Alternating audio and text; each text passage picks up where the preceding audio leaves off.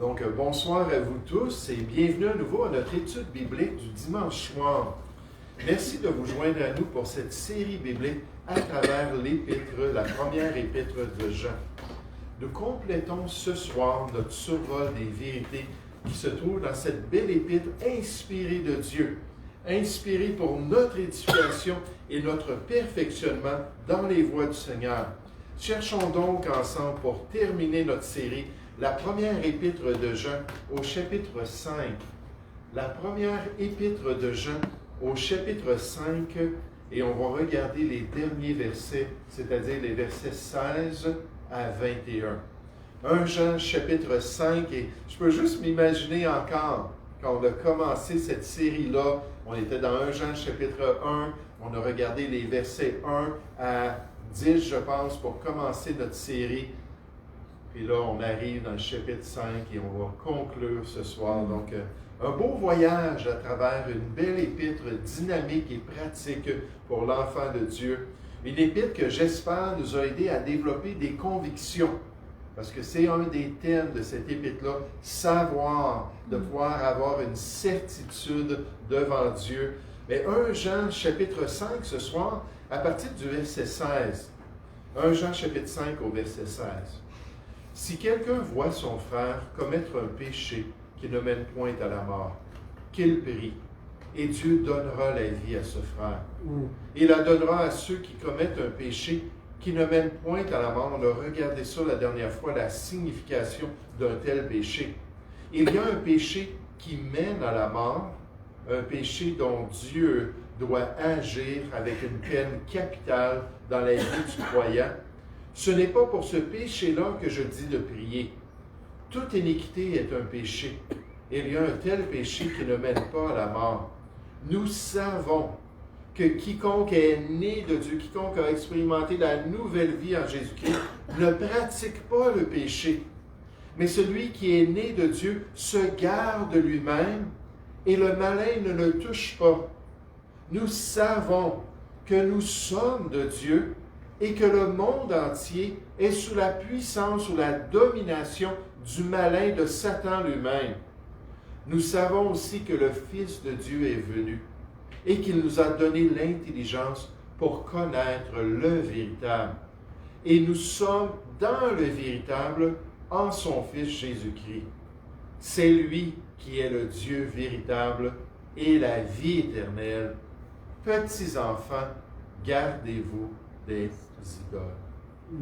Alors que Jean complète cette épître pour l'Église de Jésus-Christ, le Saint-Esprit ajoute un fait spirituel qu'il avait déjà mentionné auparavant dans cet écrit. Il ajoute la réalité que pour marcher avec Dieu, le chrétien doit vivre une vie pure lui-même, puisque Dieu est lumière et qu'il n'y a point en lui de ténèbres. Et on a vu ce message-là, les apôtres ont dit, voici ce que Jésus nous a enseigné après nous avoir parlé du salut, c'est que Dieu est lumière et qu'il n'y a point en lui de ténèbres. Et pour la personne vraiment sauvée, la personne vraiment régénérée, la personne qui a été délivrée de la puissance des ténèbres, elle doit marcher dans la lumière pour être en communion avec le Dieu de lumière, puis on va voir comment c'est exprimé par le Saint-Esprit dans notre passage, et non pas marcher dans les ténèbres pour suivre le Dieu de lumière dans ses voies. C'est ce que Dieu s'attend d'un chrétien qui est sincère, un chrétien qui est intègre dans sa marche chrétienne. Il doit rejeter les ténèbres et marcher dans la lumière avec son Seigneur. J'aime tellement Éphésiens 5 au verset 8 qui dit « Autrefois, vous étiez ténèbres ». Et quand on voit ça dans le Nouveau Testament, cette expression « autrefois », la plupart du temps, ça parle d'avant notre salut, avant d'avoir connu Jésus-Christ comme notre Sauveur, dans notre ancienne vie. Autrefois, vous étiez ténèbres. Et maintenant, en Jésus-Christ, vous êtes dans la lumière. Là, on nous dit « Marchez comme des enfants de lumière ». Et juste un peu plus loin, au verset 10, on nous dit de rejeter les œuvres infructueuses des ténèbres et de les condamner comme étant des œuvres des ténèbres. Et le Dieu de lumière désire que le chrétien marche avec lui dans la lumière.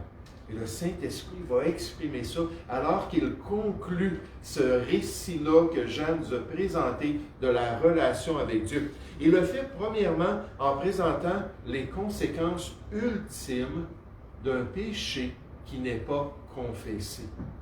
Les conséquences ultimes. Dieu est patient. Dieu est bon. Dieu travaille dans notre vie. Dieu va utiliser les chrétiens pour nous exhorter et nous encourager. Mais ultimement, lorsqu'un chrétien est entêté, lorsqu'un enfant de Dieu a une personnalité forte, il refuse de s'humilier devant Dieu, ultimement, il peut y avoir des conséquences très graves dans sa vie. Je me souviens d'une jeune dame qui avait connu le Seigneur. On l'avait évangélisée, puis elle avait mis sa foi en Christ. Après avoir connu le Seigneur, on a commencé rapidement à voir la nouvelle vie, à voir les fruits. Vous les reconnaîtrez aux fruits dans leur vie, à voir des fruits. Mais il y avait une chose qui ressortait, c'est que c'était une femme avec un caractère très fort. Et là, ça n'a pas été long qu'on l'a averti, puis on lui a dit, il faut vraiment que tu demandes au Seigneur d'adoucir ta personne, d'adoucir ton caractère, parce que sinon, à un moment donné, tu vas partir, puis tu vas t'en aller dans quelque chose, puis il n'y aura rien qu'on va pouvoir faire pour t'aider. On ne pourra pas te dissuader, on ne pourra pas t'amener à te repentir, puis même le Seigneur va devoir agir très fortement dans ta vie, parce que sinon, tu vas juste continuer dans ton péché. Et malheureusement, c'est exactement ce qui s'est produit quelques mois plus tard. Elle est partie sur une tangente, et elle s'est livrée à un péché. Il n'y a absolument rien qu'on a pu faire pour l'aider.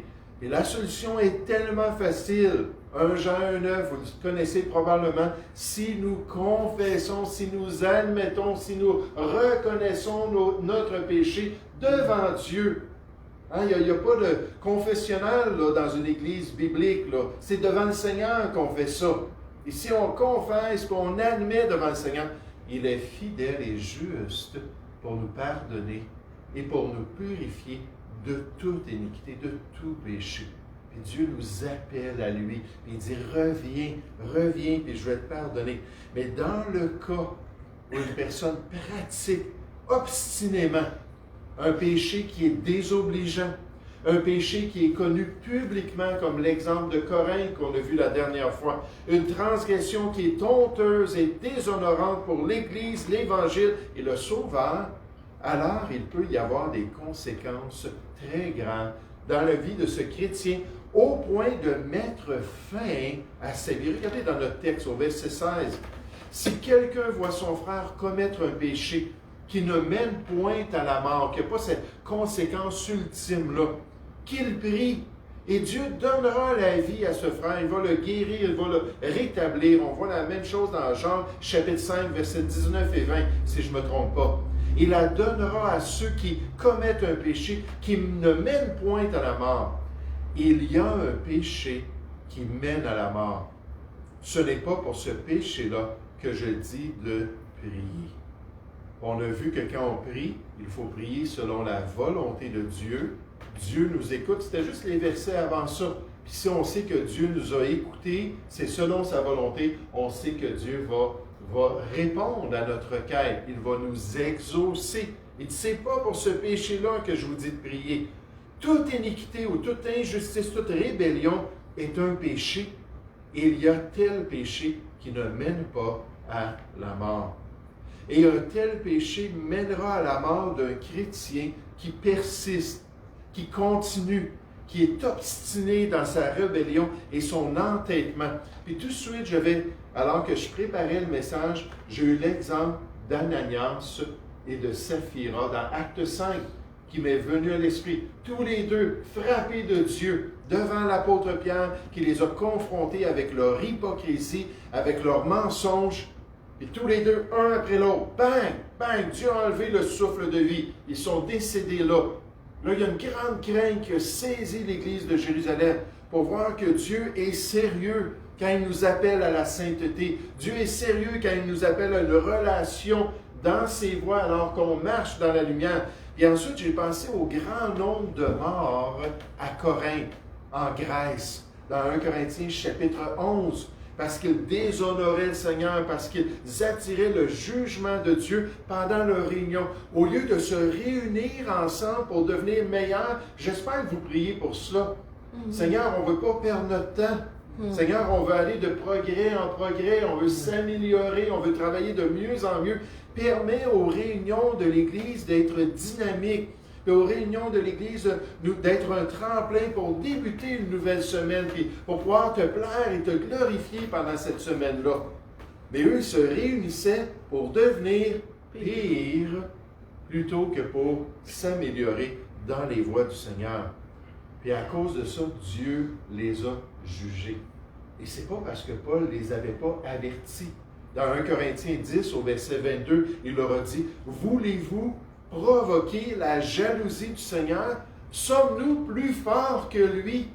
Si Dieu se lève pour juger son Église, si Dieu se lève pour juger un chrétien, est-ce qu'on va être capable de résister à ce jugement-là? » Il dit, « Ne comprenez-vous pas que c'est totalement insensé de le faire, puis de provoquer le courroux de Dieu, le jugement de Dieu. » Dans 1 Corinthiens, chapitre 3, encore aux Corinthiens, il dit, « Ne savez-vous pas que vous êtes le temple de Dieu, l'Église de Jésus-Christ, et que l'Esprit de Dieu habite en vous? Si quelqu'un détruit le temple de Dieu, » il y avait ce risque-là avec toute la mauvaise réputation, avec tous les excès de ces chrétiens-là, la pire Église du Nouveau Testament, que finalement Dieu permet qu'il y ait une implosion de l'Assemblée et que cette Assemblée-là, littéralement, disparaisse. Il dit, si quelqu'un détruit le temple de Dieu, Dieu le détruira.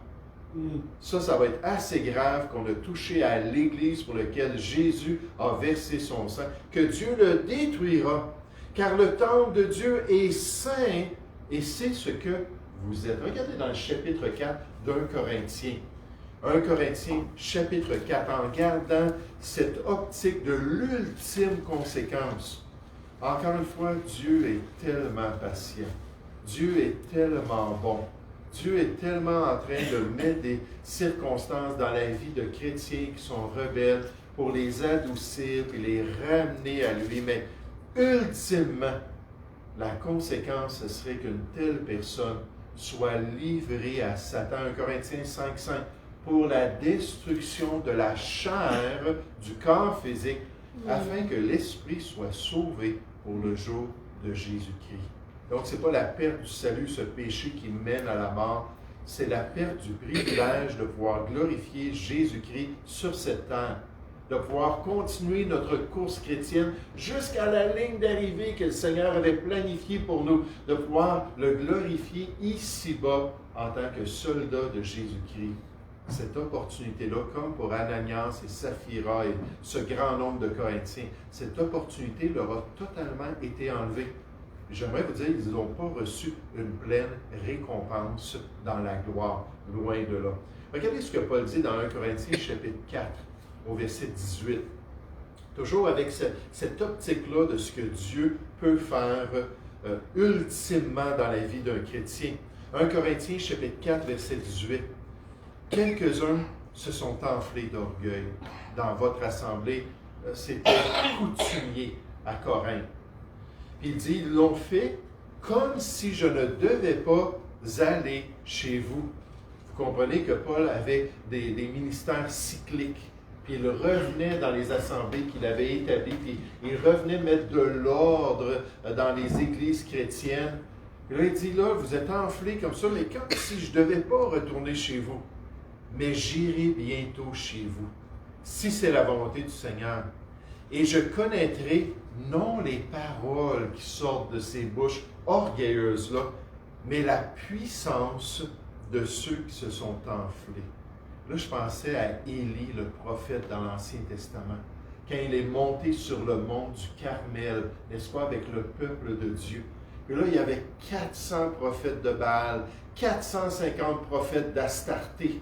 Là, ils étaient tous là en train de dire non, non, non, c'est Baal, c'est Astarté, la déesse, qui sont les vrais dieux. Puis là, il y avait beaucoup de paroles, puis ils étaient très séducteurs avec là, le roi Akab, puis nécessairement avec Jézabel, la sorcière. Mais ils avaient séduit le cœur de tous ces gens-là. Puis là, ben, Élie est arrivé et il a dit non, c'est l'Éternel qui est le seul vrai Dieu. Il dit jugez-en vous-même. Arrêtez de chanceler d'un côté ou de l'autre. C'est l'Éternel ou c'est Baal, et ainsi de suite. Il dit là, on va voir une manifestation de puissance. Et vous vous rappelez ce qui est arrivé? Il a juste fait une courte prière. Il dit Seigneur, fais descendre le feu du ciel. Puis le feu est descendu des cieux, puis est tombé sur le sacrifice, puis il a tout brûlé le sacrifice. Puis là, le peuple a vu, oh, c'est pas Baal, c'est Dieu. Parce que les prophètes de Baal, qu'est-ce qu'ils faisaient? Baal, Baal, manifeste-toi, Baal, montre-nous que tu existes. Ils prenaient des épées, c'était coutumier là, de se blesser là, pour montrer le sérieux de leur piété, là, puis de se couper. Là. Puis là, ils étaient ensanglantés. Baal, Baal, on crie à toi. Mais Baal, c'était pas un vrai Dieu. Mais quand Élie a juste prononcé les paroles, Seigneur, glorifie ton nom, manifeste-toi, envoie le feu. Le feu est descendu. Donc, Paul s'en va à Corinthe. Il y a des grands parleurs, puis des grands séducteurs, mais on va voir la puissance des gens. En tant qu'apôtre, il avait l'autorité de Jésus-Christ lui-même. Il dit, mais la puissance de ceux qui se sont enflés, verset 20, car le royaume de Dieu ne consiste pas en paroles, mais en puissance. Que voulez-vous? Pensez-y, Corinthiens, que j'aille chez vous avec une verge, la verge de la puissance de Jésus-Christ, ou avec amour et dans un esprit de douceur. Puisque Dieu peut manifester son jugement. Il peut agir contre un croyant. Il peut agir contre une assemblée locale qui demeure rebelle envers sa volonté. Et ultimement, il peut même enlever la vie de personnes qui sont rebelles et qui le déshonorent ici-bas. Tournez dans le livre de l'Apocalypse. Je reste sur ce point. J'aimerais vous montrer 3 exemples. Vous vous rappelez dans l'Apocalypse chapitre 2 et 3, Jésus a dit à Jean, envoie des lettres aux 7 églises qui sont établies en Asie mineure. Les églises comme Pergame, puis Thyatire, puis Philadelphie, puis ainsi de suite, Éphèse. Il dit, envoie des lettres à ces églises-là. Puis moi, j'ai une évaluation de ces églises-là que je veux que tu leur partages. Et là, j'aimerais voir 3 exemples où le Seigneur leur dit, écoutez, ça ne va pas bien chez vous. Vous n'êtes pas en train de suivre ma volonté, vous n'êtes pas en train d'accomplir mon plan. Et ce que je vais faire, c'est que je vais vous donner l'occasion de vous repentir. C'est toujours ça que le Seigneur veut. Revenez à moi, approchez-vous de Dieu, et nécessairement il s'approchera de vous. Venez et confessez et rétablissez votre relation. Je veux qu'on marche ensemble. C'est pour ça que vous avez été sauvés. La Bible nous dit dans Jean 17,3, « Or, la vie éternelle qu'on reçoit en Jésus-Christ, c'est qu'ils te connaissent, toi, le seul vrai Dieu, et qu'ils connaissent celui que tu as envoyé, Jésus-Christ. » Le mot « connaître », ça parle d'une intimité, être un en esprit avec le Seigneur. 1 Corinthiens 6, 17. Comme on peut être dans un couple, un en chair avec notre épouse, notre époux, mais là, il dit spirituellement, dans le Seigneur, Dieu veut une intimité, qu'on soit proche de lui. Il va agir dans notre vie et nous encourager à nous repentir. Mais là, on va voir que si ces églises-là ne le faisaient pas, Dieu allait agir avec un jugement sévère. Regardez dans ce premier passage qu'on va voir dans Apocalypse chapitre 2, au verset 1, à l'église d'Éphèse. Apocalypse chapitre 2, au verset 1. Écrit à l'ange, au pasteur, au responsable de l'église d'Éphèse, le messager de l'église. Voici ce que dit celui qui tient les 7 étoiles dans sa main droite, celui qui marche au milieu des 7 chandeliers d'or. Je connais tes œuvres, ton travail et ta persévérance. Puis il y a toujours le positif. C'est comme la sandwich, n'est-ce pas, en psychologie. Tu commences avec quelque chose de positif, oups, tu inclus quelque chose de négatif, mais tu termines rapidement avec quelque chose de positif. Et le Seigneur Jésus fait la même chose. Bravo, bravo, j'ai vu ça, c'est merveilleux. La plupart des églises, mais pas toutes, ont eu des bons points. Puis là, oups, le Seigneur menace, puis il dit, voici ce que je vais faire, mais à ceux qui vont entendre, à ceux qui vont écouter, à ceux qui vont recevoir ces instructions, qui vont se repentir, voici ce que je vais leur donner. Donc, cet encouragement-là pour se tourner vers le Seigneur. Je connais tes œuvres, verset 2, ton travail, ta persévérance. Je sais que tu ne peux supporter les méchants, que tu as éprouvé ou testé ceux qui se disent apôtres et qui ne le sont pas, et que tu les as trouvés menteurs, que tu as de la persévérance, que tu as souffert à cause de mon nom et que tu ne t'es point lassé, mais j'ai quelque chose contre toi. C'est que tu as abandonné ton premier amour. Souviens-toi donc d'où tu es tombé. Repens-toi et pratique tes premières œuvres. Reviens à ton zèle que tu avais au début de ta vie chrétienne. Sinon, si tu ne te repens pas et tu ne pratiques pas tes premières œuvres, sinon, je viendrai à toi et j'ôterai ton chandelier de sa place. À moins que tu ne te repens. Mais le chandelier, ici, on voit dans Apocalypse chapitre 1 au verset 20, c'est quoi le chandelier? C'est l'assemblée chrétienne. Il dit, si tu ne te repens pas, l'église d'Éphèse, là, je vais la fermer, moi. Je vais m'organiser pour qu'il n'y ait plus ce flambeau-là, ce chandelier-là de témoignage dans la ville d'Éphèse. Vous savez, à chaque année, les statistiques démontrent que dans les milieux évangéliques, il y a des dizaines et des dizaines d'églises qui ferment en Amérique du Nord. Gloire à Dieu, il y a des églises qui sont parties ailleurs en Amérique du Nord, mais en général, il y a plus d'églises qui ferment que d'églises qui sont ouvertes en Amérique du Nord. Puis le chandelier d'assemblée va disparaître. Et moi, je me souviens toujours de cette église des frères ici, qui a été à Drummondville pendant des années. Et aujourd'hui, elle n'existe plus. Là, Jésus est en train de dire, je suis souverain, j'ai la capacité de détruire l'œuvre de Dieu à Drummondville, de détruire l'assemblée chrétienne, de l'enlever complètement, si tu ne te repens pas. Mais si tu écoutes, je vais laisser ce chandelier-là, ce flambeau-là dans la ville. Regardez au verset 12. Écrit à l'ange de l'église de Pergame, une autre ville. Voici ce que dit celui qui a l'épée aiguë à deux tranchants. Je sais où tu demeures. C'était pas drôle. Je sais que là est le trône de Satan, le diable domine au milieu de vous. Tu retiens mon nom et tu n'as pas renié ma foi, même au jour d'Antipas, mon témoin fidèle, qui a été mis à mort chez vous, là où Satan a sa demeure. Mais j'ai quelque chose contre toi. C'est que tu as là des gens attachés à la doctrine de Balaam, qui enseignait à Balak, ça c'est dans l'Ancien Testament, à mettre une pierre d'achoppement devant les fils d'Israël pour qu'ils mangent des viandes sacrifiées aux idoles et qu'ils se livrent à la débauche. Il y a la même philosophie qui est en train de corrompre ton assemblée. De même, toi aussi, tu as des gens attachés pareillement à la doctrine des Nicolaïtes. Repens-toi donc, sinon je viendrai à toi bientôt, subitement, et je les combattrai avec l'épée de ma bouche. La même bouche qui a prononcé la création, qui s'est exprimée et les cieux et la terre ont été faits. Jésus, le grand créateur tout-puissant, qui est en train de dire à son Église, « Repens-toi, sinon je me lève contre vous. » Puis ça ne sera pas drôle quand je vais agir dans mon jugement. Regardez le verset 18, un troisième exemple. Écrit à l'ange de l'église de Thyatire, des assemblées devaient entendre ça, cette évaluation-là, cette réalité-là. Voici ce que dit le Fils de Dieu, celui qui a les yeux comme une flamme de feu et dont les pieds sont semblables à de l'airain ardent. Quand Jean l'a vu dans toute sa gloire, il a dit « Wow! Wow, c'est pas un être humain normal. » Les gens disent « Jésus, c'était juste un bon enseignant, c'était juste un bel exemple qui est venu parmi nous, un philosophe ou un prophète dans ce temps-là. » Donc, il a déchiré la carapace de son être pour montrer sa vraie nature. Il s'est métamorphosé. Il était rempli de gloire, une gloire extraordinaire.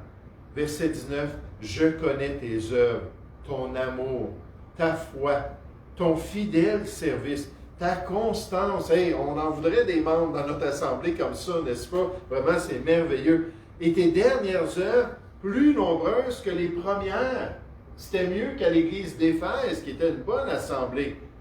Mais ce que j'ai contre toi, c'est que tu laisses la femme Jézabel.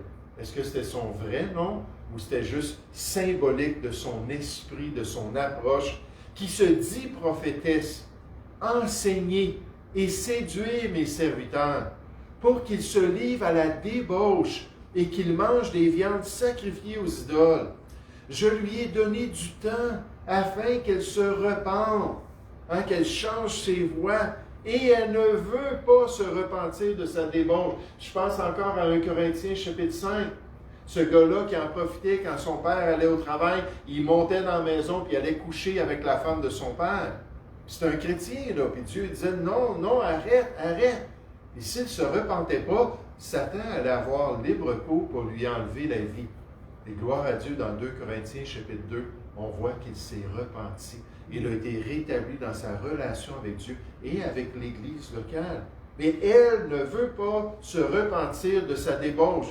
Voici, je vais la jeter sur un lit. Je vais me manifester et envoyer une grande tribulation à ceux qui commettent adultère avec elle, à moins qu'ils ne se repentent de leurs œuvres.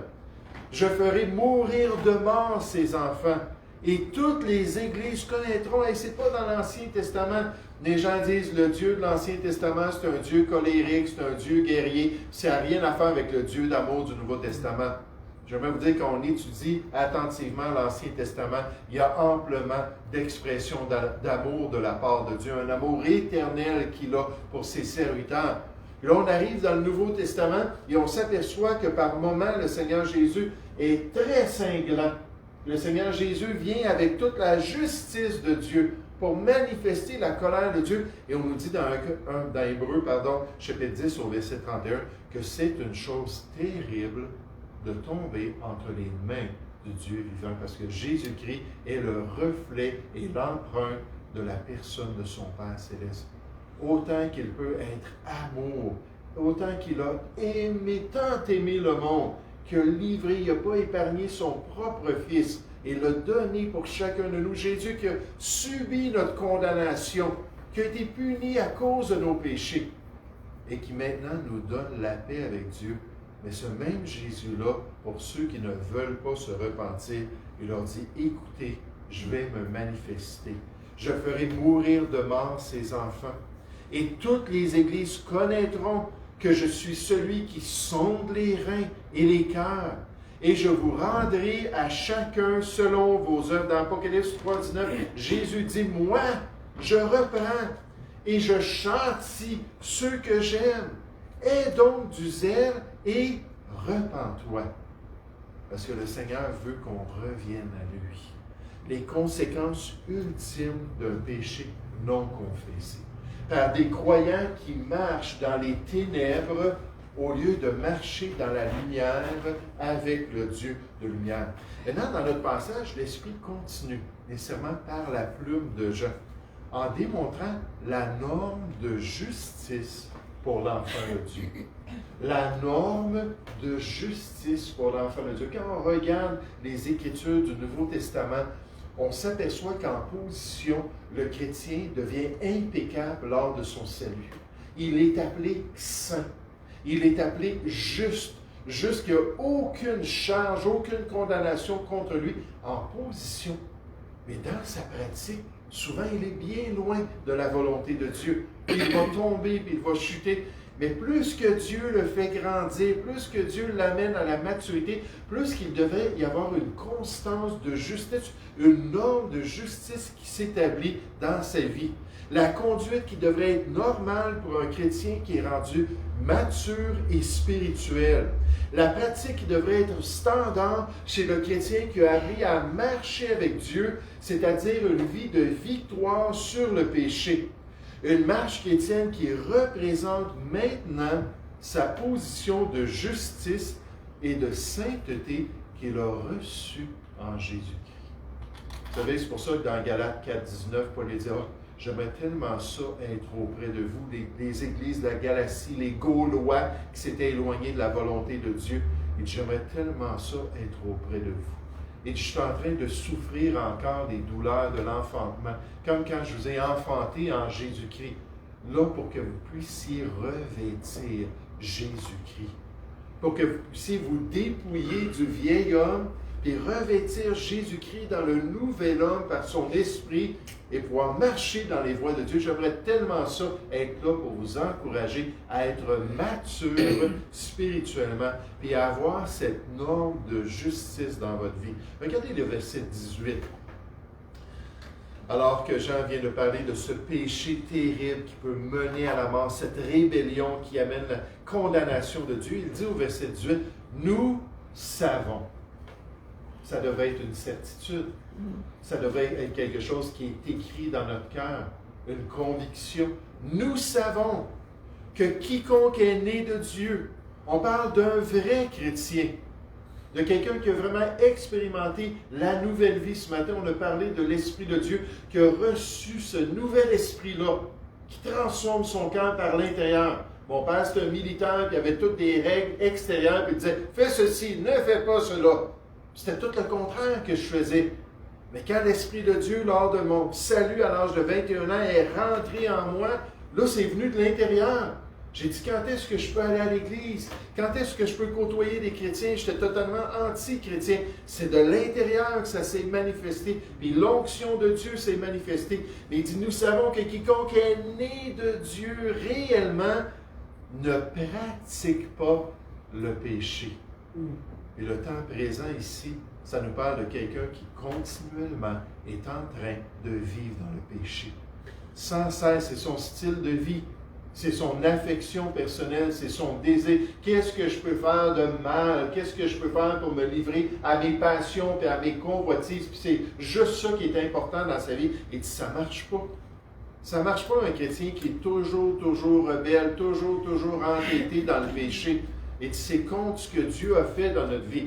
Mais il dit, mais au contraire, comme contraste, celui qui est né de Dieu se garde lui-même de se livrer au péché. Ça ne veut pas dire qu'il est parfait, il peut tomber, puis il peut broncher, mais il va se relever, puis il va se rétablir dans sa relation, et le malin ne le touche pas. La Bible nous dit qu'on peut résister avec une foi ferme aux tentations du malin quand on est proche de Dieu. Quand on s'est soumis à Dieu, on peut résister, le malin va se sauver loin de nous. Le malin ne le touche pas, il est protégé. Nous savons que nous sommes de Dieu, les chrétiens qui sont vraiment des chrétiens, et que le monde entier, malheureusement, est sous la puissance et la domination du péché. C'est pour ça que le péché est promu partout autour de nous. Qu'on encourage le concubinage, qu'on encourage les dépendances, qu'on encourage tous les excès, puis tous les plaisirs de la chair, et que Dieu nous dit, non, toi, tu dois vivre autrement. Et cette conclusion-là, qu'on ne devrait pas pratiquer le péché, vous vous rappelez, Jean en avait parlé au chapitre 3. Revenons au chapitre 3 pour regarder cela.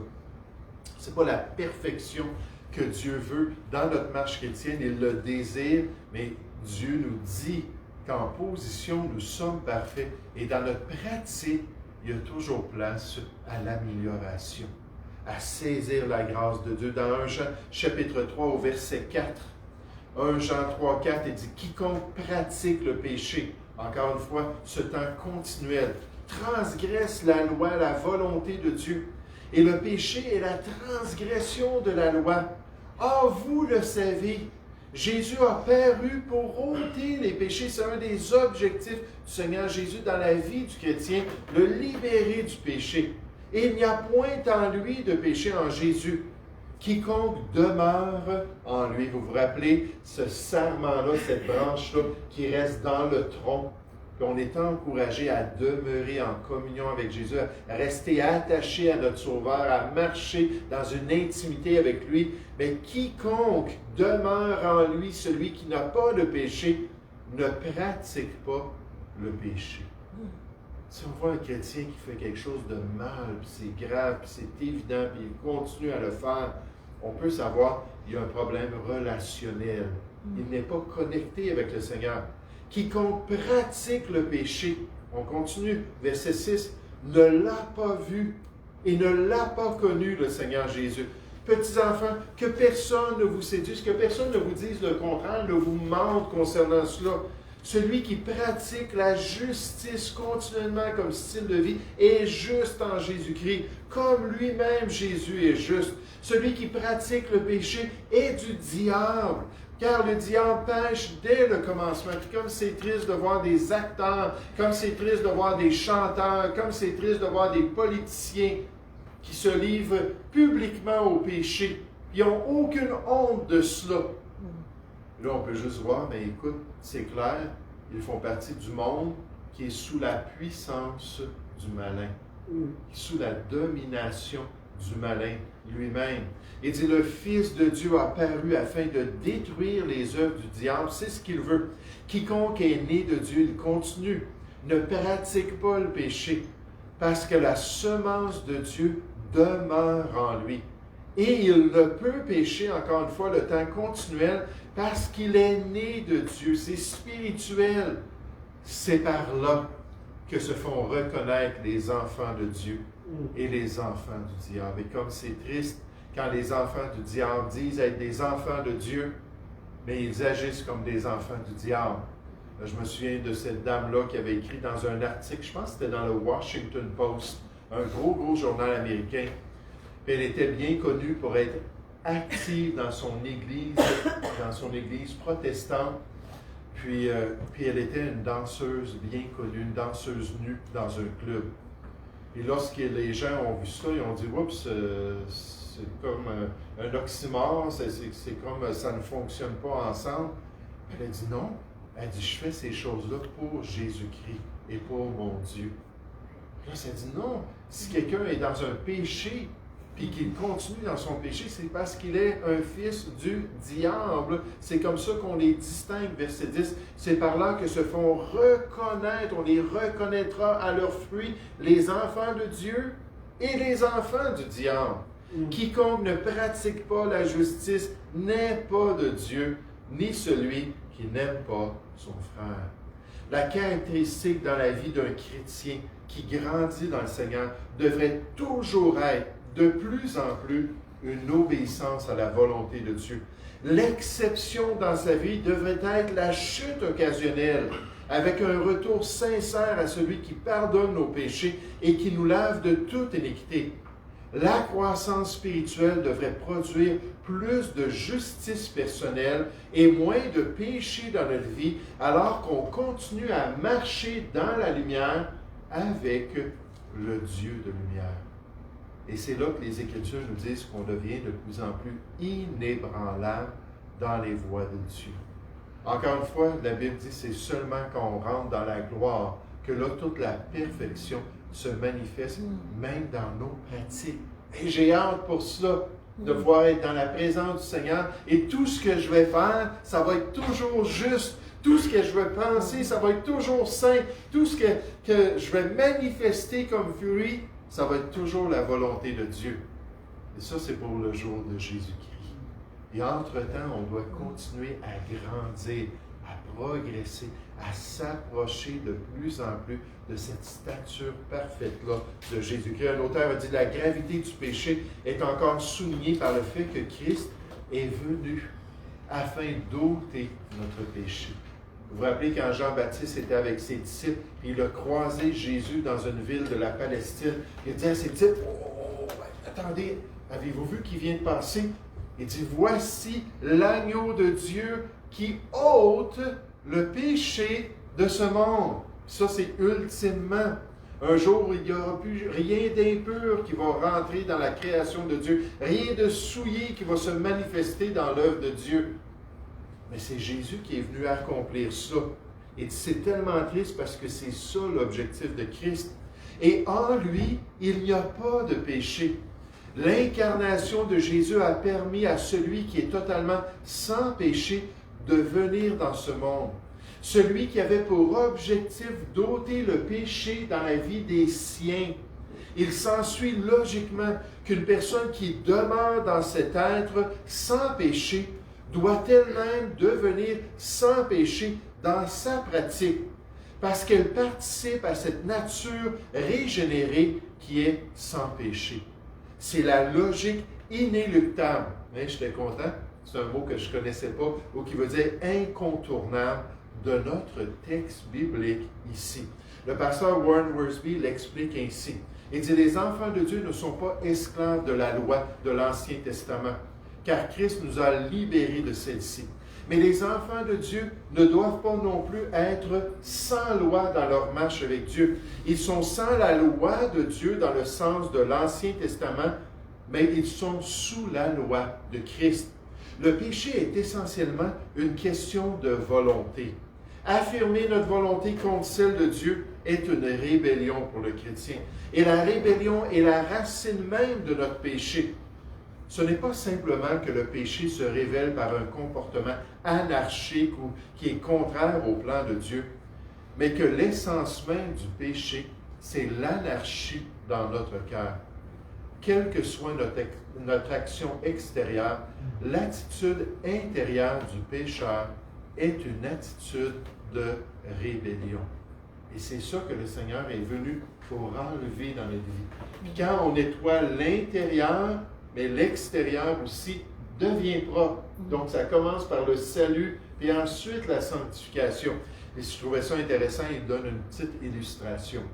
Il dit, il y avait un père qu'il connaissait, qui assistait dans son église, qui a raconté qu'un jour, il s'en allait en voiture, puis sa fille était rendue juste à l'âge où elle n'avait plus besoin de sièges, des sièges pour les petits. Donc, elle était toute contente d'être assise avec son père en avant, puis sans avoir un petit siège.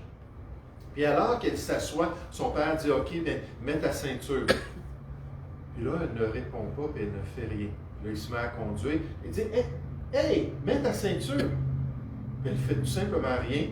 Puis là, elle dit, « Qu'est-ce que tu fais? » Elle dit, « Qu'est-ce que je fais? » Puis là, elle se lève debout. Elle dit, « Là, je vois mieux. Je vois toute la route, puis ça. » Il dit, « Assis-toi. » Il dit, quand on est dans la voiture, il faut être assis, puis il faut être attaché. Là, la petite fille reste debout. Il dit, assis-toi, je niaise pas, là, c'est important, assis-toi. Donc là, finalement, elle s'assoit, elle met sa ceinture.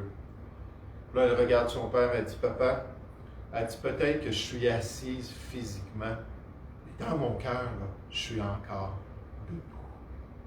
Pour démontrer la rébellion qui vient à l'intérieur. Mais il continue.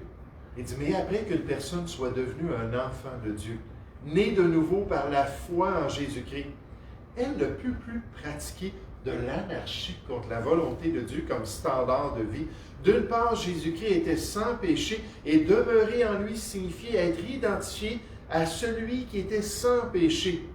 Et plus encore, Jésus-Christ est mort pour ôter ultimement nos péchés. Si nous connaissons la personne de Christ et si nous avons participé à la bénédiction de sa mort, nous ne pouvons pas délibérément désobéir comme ça à Dieu. Toute l'œuvre de la croix est niée lorsqu'un chrétien pratique le péché délibérément. Et une personne qui pêche délibérément et habituellement prouve qu'elle ne le connaît pas et qu'elle ne peut pas demeurer en lui. Oh, Jean termine en parlant des conséquences ultimes d'un péché non confessé, qui peut mener à la mort du croyant. Il présente ensuite la norme de justice qui devrait refléter notre position que nous avons en Jésus-Christ. Et le tout est possible, revenez dans notre texte, grâce à une relation intime avec notre Sauveur. Grâce à une relation, grâce à une marche quotidienne avec Jésus, grâce à une dépendance quotidienne de son esprit qui réside en nous, comme on a vu ce matin, et de cette grâce-là qui se manifeste dans notre conduite. Verset 18, nous savons que quiconque est né de Dieu, toujours 1 Jean 5, on est revenu au chapitre 5, quiconque est né de Dieu ne pratique pas le péché, mais celui qui est né de Dieu se garde lui-même et le malin ne le touche pas. Nous savons, encore une fois, une certitude que nous sommes de Dieu et que le monde entier est sous la puissance du malin, pas pour dénigrer ceux qui ne sont pas en Jésus-Christ. Pas pour penser qu'on est comme des pharisiens de l'époque, qu'on est tellement saints et tellement consacrés à Dieu. Pharisiens, c'est-à-dire dédiés à l'œuvre de Dieu. C'était la secte la plus rigide du judaïsme, comme Paul le dit dans le livre des Actes. Pensez, oh, comme on est meilleur que les autres. Non, on est juste des pécheurs qui ont reçu la grâce du salut.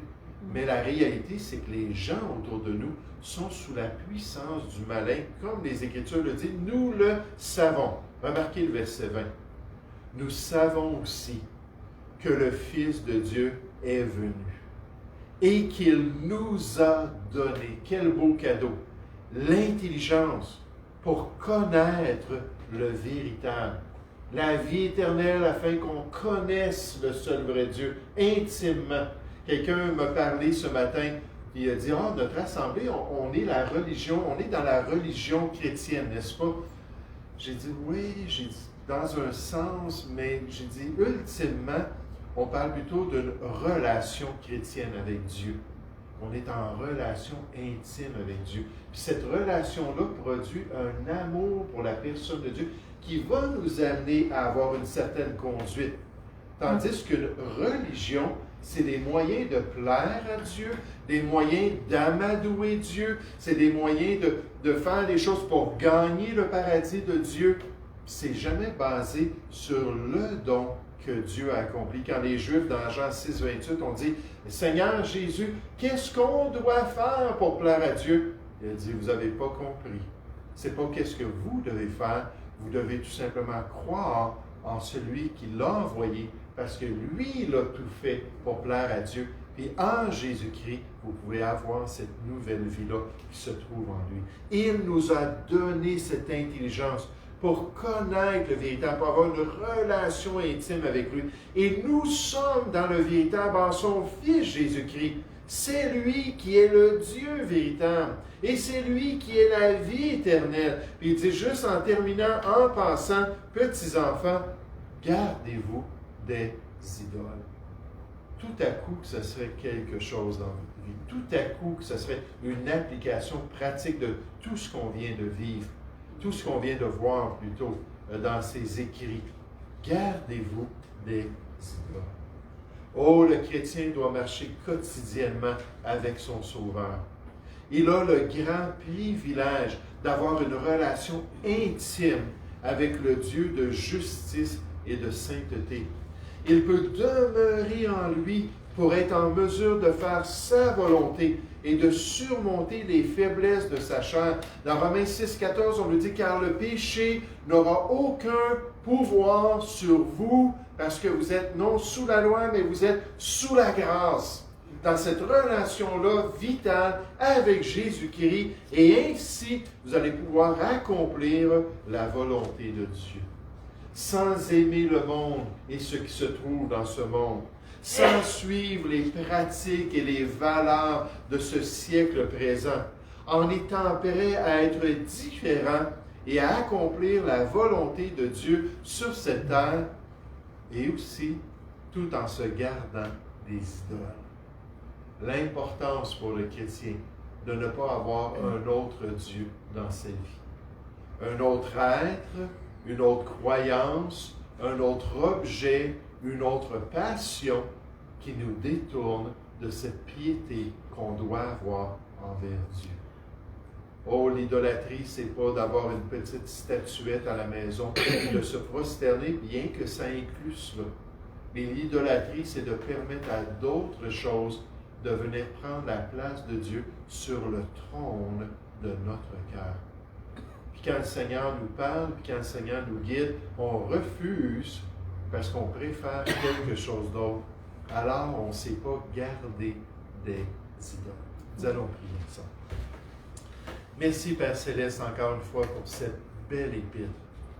Merci pour ce privilège, Père, que tu nous as donné de pouvoir partir pour ce grand parcours à travers ces 5 chapitres, pour apprendre toutes les persuasions que tu voulais qu'on aille, toutes les convictions et les certitudes que tu voulais développer dans nos cœurs, pour qu'on puisse savoir, comme un enfant de Dieu, quelle est ta volonté et comment tu veux qu'on se conduise, et quelles sont les grâces que tu donnes à ceux qui veulent bien demeurer en toi et accomplir ton plan sur cette terre.